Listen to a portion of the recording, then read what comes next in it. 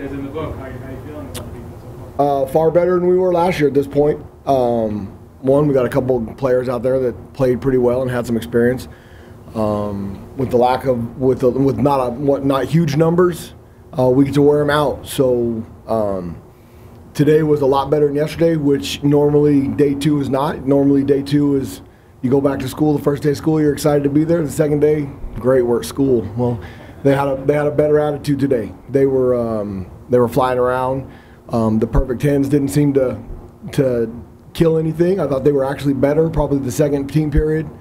We've given up a couple deep balls the first 2 days that if that continues, then we'll have to figure out that it can't become an issue. So hopefully that's the quarterbacks throwing the ball and the money and the receivers are making great plays, and we'll figure that over the next couple days. It's obviously hard to evaluate the defensive line, but the numbers over there, how's that dynamic working so far? It's fine. And we're the stuff we do around here. We moved another guy over. We had another guy quit. Nami Tuitui decided to hang it up. He just decided that it was better for him, which I'm telling you, it's a common theme. I mean, what we do around here, especially on defense, it ain't easy, and it ain't for everybody. And the ones that fight and make their way through it are better for it, and we're better for it. So without pads on, you can't tell me all that tag stuff out there. The running backs think they score every time, and you get some competitive juices going, which is fun. I have some banter with Eno today that I love. I love his competitive spirit. So we'll see on Friday when we actually run into each other a little bit. You moved to another offensive line? No, we're moving Mark Walton over tight end to defensive end. He played a little bit of defense in high school. Was pretty active. He rolled his ankle yesterday, so to give him an opportunity to get healthy and learn a little bit. I mean, if we throw him out there and he's hurt and doesn't know what to do, he's not going to do anybody any good. So he was with Coach Conley and those guys today. There's that thing that they call Muscle Beach. It ain't Muscle Beach anymore. It's those guys are over there getting their freaking tails ready to come back. It's not a club. So we'll put a stop to that right now. But he was over there, and he'll get all day tomorrow for meeting time, and then we'll get back to have him on Friday if he can move around, and we'll add another body there. Yeah, him and Stevens. Yeah, him and Corey Stevens. And I'll tell you what, Corey Stevens, I was really proud of him yesterday for not knowing what to do and the effort that he played with.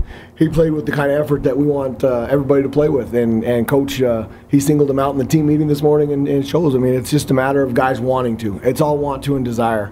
And you can make up for a lot of mistakes with that desire, and that's kind of that's what we're trying to build. Coach, you're looking at Merlin inside with Kalen and Darian kind of outside. So is that just like training everybody to be able to do all the roles? Or? Yes. Yeah. So Merlin started the first 2 days at Mike. He will play outside of the line of scrimmage, and we'll put Darian inside and Kalen. You've noticed, for those who have been out there, we've gone left and right strictly across the board. Safety, corner. I think when you have similar athletes that can do multiple things, we can be a lot more creative with disguise when we leave those guys on the same side. They can't key. I mean, last year Ashari was so much better than the guys athletically in space, coverage-wise, that we put him to the wide field so that we could try and eliminate any matchups. I think between him and Cam and some of the other guys that we have and guys that we're bringing in also, we have the ability that we can match up with anybody. And I think it makes them cross-train.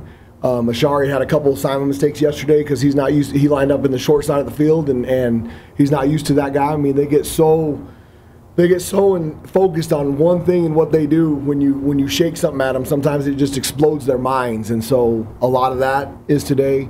The linebackers we put in a coverage today, that the adjustments were different because they're going left and right. Last year, Tyler was more of a dominating force, being able to run our stunts inside, and he was like an extra D lineman. I think with the weight that Merlin's put on and Darian, when we get Tyler back, those guys can all do the same thing. So now we can be a lot more multiple. We can line up. I mean, we can line the secondary up 10 yards across, and the quarterbacks will have no idea what coverage we're playing. So we'll move guys around. We'll cross-train all through spring ball, and then if we get into fall camp and we decide that going back to the other way is, they know it, and everybody knows the position, so it's not hard to make those adjustments. You'd like to be able to line up the field. Absolutely. I would like, I mean, if Ashari and Cam can stay on their side, and Chase and Kobe and Tamarcus and TA, if they can stay on their sides, then it helps for the speed of the game, because a couple times last year, Ashari got caught out of place because he's chasing the ball in pursuit, and now the field's changed. He's got to run all the way back over there. Well, if they can just stay on their side, it's only one guy running, not those guys having to flip. So I'm excited that we have the ability to do that. I know you said like wait until you pass on the seam, but you were doing 7-on-7, kind of young as a secondary foot letting them catch the ball. Once they start getting inside the field and reps, I mean, how big is it now even out of pads just to get them in the habit of knocking the ball down? I think contested balls, whether you have pads on, whether you're in helmets, whether you don't even have helmets on, there's no rules. You can't be afraid to run into somebody. And sometimes I think we're too nice. I think we're too nice as coaches because we allow them to get away with that stuff. And I mean, we've got to set the foundation that when they cross those white lines, understand the tempo of the drill, but compete for every ball. It doesn't matter if you have pads on or not. Nobody's going to get hurt by running into each other. People run into each other all the time if you're going for the football. Now, I don't want a safety or a linebacker to zero in and now they're aiming at the chest of the defender like they would in pads. I want them just to go compete for the ball. And yesterday, the two quarterbacks their percentage was way too high. And so after I think they caught 2 or 3 in a row, being too nice. So get the dang ball out. How exciting is this time of year for you where, like you say, you kind of get them to see who you have to tell go or whoa and see who separates from the rest? I think, I mean, I love it because you get to see who on your team is actually going to compete. Because right now they're competing for spots. And a guy that is timid or a guy that doesn't believe in his abilities, they don't stick out. And you get the opportunity. I mean, we're not playing games on Saturday, so you can wear them out all week long, both run into the football, both physically. I mean, it breeds competition. And if we have those guys that are behind them pushing and trying to change the depth chart, then it's a lot more fun for everybody around here. And then it makes the fall. I mean, when you evaluate at the end of spring ball, because we started so early and we literally went from the recruiting to spring ball, most of my self-scout was done in the backseat of a car. So we'll be able to kind of do both a self-scout of the season, see where those guys progressed in spring. The retention has been about what I thought it was since it was less than 2 months since we played. Now, the nuances of keeping those guys left and right, there's been a couple mistakes that I was anticipating, but probably less than I thought there would be, which is a good sign. So, I mean, I love this time of year. I mean, I love football practice. I love going outside. I mean, football, part of the reason football is such a wonderful game and why it's so hard and so few people actually play it and are good at it is it's the only sport in all of sports that you practice more than you play.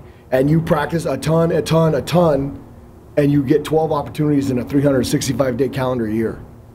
I mean, not very many people are willing to put in the time that it takes to be good at something for so few opportunities. And that's why I think it's special. So that's why this time of year we get to be out on the grass and run around and run into each other. And if somebody gets dinged up, they don't have to play Saturday, so it's okay.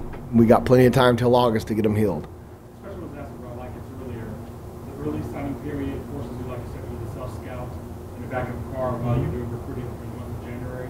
Now that you have 2 years doing this cycle, do you like it better? I love it. I absolutely. I think it's been a really good experience for AP. Back in the day, when you were recruiting and there was one signing day, January was miserable because you are babysitting 25 guys, and as a coordinator, you're talking to 12 or 13 of them on your side of the ball every day. And we have, I mean, there's different philosophies, and there's different. Okay, well, you can schedule that. We're gonna call everybody today. We're gonna write them letters. And if that's how you're gonna recruit, you're gonna look like a bum. It's like shaving. If you don't do it every day, all day, you're not good at it. And so the focus has been taken off of that whole month of January for those guys. They don't have to. You don't have to babysit them. You don't have to love them. You don't have to. Now we talk to every single one of the kids that signed in December, except the de-recruiting process starts. Okay, there's no more fancy dinners, there's no more whining and none of that stuff. Now it's okay, get your stuff done. Get your test scores in, get your classwork done, get everything that they need from in the trainings, and so that when you get here for your physical, all that stuff is done. Now it's more business, and so the last couple weeks with what we've been doing through recruiting and AP, having a couple guys that we haven't signed that he was the main primary focus, and then we got all the other coaches. Now you got people trying to poach everybody. I mean, we've tried to poach people, and that's gone, and so now you can focus more on football and what your roster's going to look like. Now, the transfer portal, that's added a whole new deal to it. And the new rule to that is, I mean, some people say the idea is that the kids have a little bit more freedom. They don't have to get permission, and you can't block anybody anymore, which that's fine. The transfer portal, I am 100% for, because like I said in the beginning, what we do around here is not easy. And I don't want anybody feeling like they're trapped. If they don't want to be a Sun Devil, we don't want them to be a Sun Devil. We want guys that want to build this program from freaking blood, sweat, and tears. And you can kind of see a change in the culture when that happens, when there's separation, and the guys that move forward, they don't look back. And I think that's a taste of where we're at, so it's good. So Marcus Davis, can you talk a little about him and what he brings? I know he was redshirting and he had Mm-hmm. a scout team, but what does he add to the second? He adds competition. I thought he had a little bit of a tough day today. He gave up a couple of deep balls, and the good thing was it bothered him. He was a little frustrated by it. You can tell a guy that and DBs that you never get used to getting beat if you're a good DB. Ones that get beat early, if they're not used to it, sometimes you can tell by the amount of emotion that they have. Well, Tamarcus got beat on a deep ball in one-on-ones today, and he slapped the pad by the scissor lift, and he's frustrated. And sometimes they're not used to getting beat because they're not used to playing against such great competition. He played against great competition at Baylor in a different role. Well, now that there's live bullets out there, we're asking him to do some more things in coverage than he's done before. So now the focus to concentrating on, instead of just relying on your athletic ability, you actually have to put some things to it. And so he got beat a couple times. I think he's going to be better for it. And he adds his twitchiness, his athletic ability. He adds competition to the back end.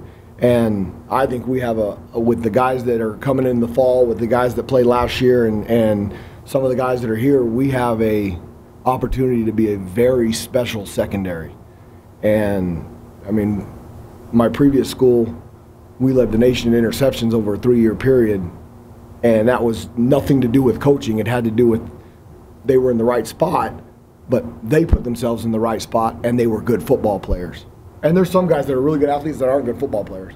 It's another part of the game that makes it special. You can be a very non-athletic guy, but if you're mean and nasty and violent, you can be a pretty dang good football player.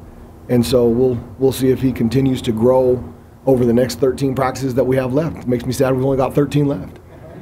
How many perfect passes today? Does that correspond to the goals yesterday? It did.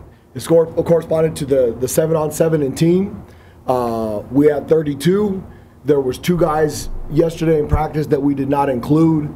I didn't think it would be fair to punish the whole team for, I mean, we had one guy that of 24 plays, he had 22 loafs. And so obviously he doesn't understand what we're doing around here. And the other guys didn't, they didn't correct it. So we showed them this morning in the meeting room why, and we singled them out because I'm not afraid of, when in front of those guys to single out. I think the peer pressure helps.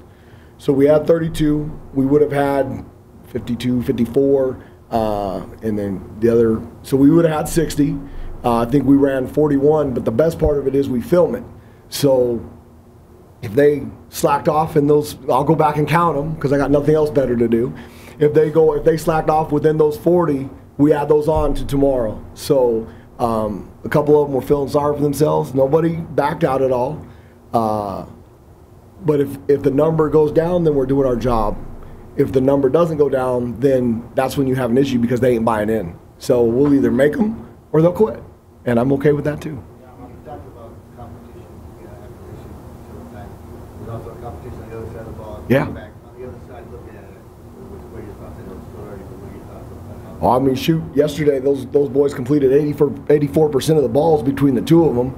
So that's why part of the "we're being way too nice" comments came out, and we had a lot more balls on the ground today. And I don't necessarily think it was the quarterbacks were throwing it any less today than they did yesterday. I think we had some more bodies around and guys realizing they can run into each other a little bit going to compete for the football. But I think we've got four very talented arms over there. I thought Dylan was, and I, not that I'm rooting for any particular guy, maybe I am. Dylan, when he's been in the program for 3 years and 4 years, and he's bought into what we're doing and the transformation that he's made, if a guy like that and the guys like him on your team can be the leader and he's good, well, then you're going to be a better football team. Now, if somebody beats him out, then I'm going to be happy as heck because that means they're better than what we had in the program. And it continues to give you a chance to win. So, You kind of talked about that character of a guy that's going to rise to the occasion when he has a competition. Says, you know what, I'm out of here. Seems like Dylan is kind of. Absolutely. I think Dylan is a Sun Devil at heart, and he loves being here. Because a lot of guys have taken a lot of offense to three true freshman quarterbacks that were highly recruited coming in here. And he never did. He didn't waver one bit. He said, bring on the competition. And this is my football team. This is my job. Somebody's going to have to take it from me. And so far, he looks the part, and he did a nice job yesterday. Now, there's no live bullets when you're running around in T-shirts. And we'll see tomorrow when we put some shoulder pads on. And then next week, we're going to scrimmage a little bit, and we'll see when there's now. None of those guys are going to be live, so it's a little bit different. But there will be bodies around them. And it'll be nice to see how they react. So that'll be fun. When you say competition too, I mean, linebacker-wise, Kyle Sully seems like he's made big improvements from last year. Physique, physically, assignment-wise. I mean, I say things about those guys all the time, and Kyle is friggin' the last couple days. He has taken charge of that second group and gotten guys lined up. He's really helped out Case Hatch, and I think Case Hatch actually has shown that he might be able to help us. Now, T-shirts and shorts. I mean, a lot of people look really good in T-shirts and shorts, and then live bullets start going, and they disappear. So hopefully he will show up tomorrow, on Friday. But I can't speak enough about Kyle, and I mean, we've got Connor, his brother, coming in the fall. And he's got two younger brothers that are 11 and 9. That we'll take all four of the Soles if they're anything like each other. I mean, they breed that. So see, we're recruiting little ones now. See, now I'm gonna get in trouble. I committed a violation for talking about somebody that's not 2020. Yeah, I mean, I'm really proud of Kyle. I mean, if you look at his body, he's put on good weight. He's lean. He's running around. He's taking a challenge to wanting to play. And he's driving competition with, I told Kalen yesterday, he made a couple of assignment mistakes. Kyle didn't. So watch the depth chart when you come back in and see where you're at. So see if he did better today.